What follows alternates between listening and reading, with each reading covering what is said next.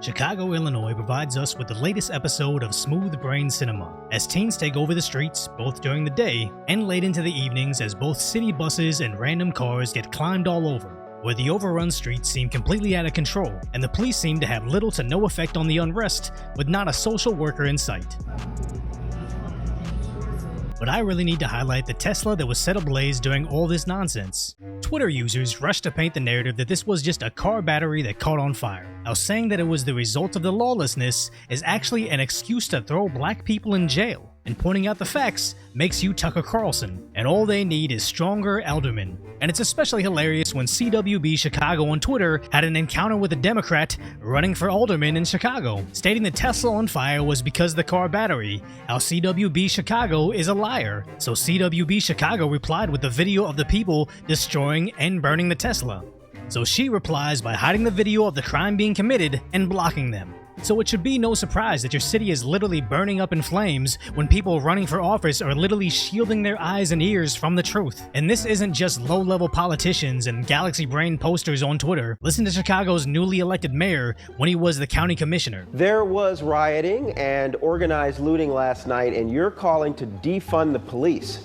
Explain that. Yeah, what we're seeing is obviously an outbreak of incredible frustration and anguish that communities that have been isolated through poverty over generations. So no wonder Cook County has so many residents fleeing their terrible policies that they are ranked number 2 in the country for losing population. And sadly, this is what it's coming down to. You get what you vote for. And in the political playoff bracket that is, what blue city is going to become the country's new Detroit, Chicago may be the Cinderella team that comes out of nowhere and blows away places like impoverished Portland, Syringe Street, Seattle, and Los Angeles. Because we talk about Walmart's closing up shop a lot lately, well, Chicago is blaming Walmart. Wonder why? Yes, sir. Our communities look like they look.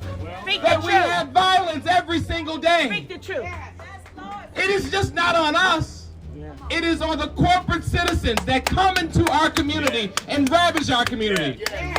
And Walmart, you should be absolutely ashamed of yourselves. Ain't before God. You are the reason that our communities lack the investment Yeah. that they have. They'll ignore the fact that Walmart loses tens of millions of dollars in their communities, while citizens cry, why does Chicago look so different? Other cities have Mariano's, Whole Foods, Target, and Walmart. What's so different about this neighborhood?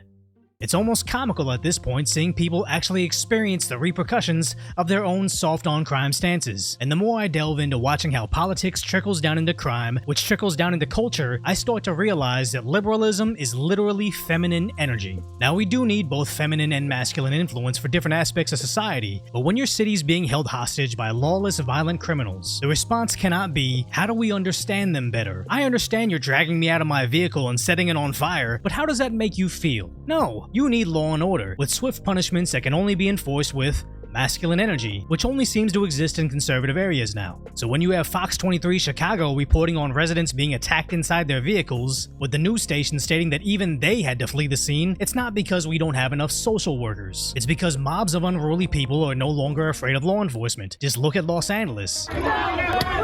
LA Sheriff's deputies tell us there were thousands of dollars worth of merchandise stolen and 1,000 more in damages. This as deputies deal with numerous street takeovers throughout the city.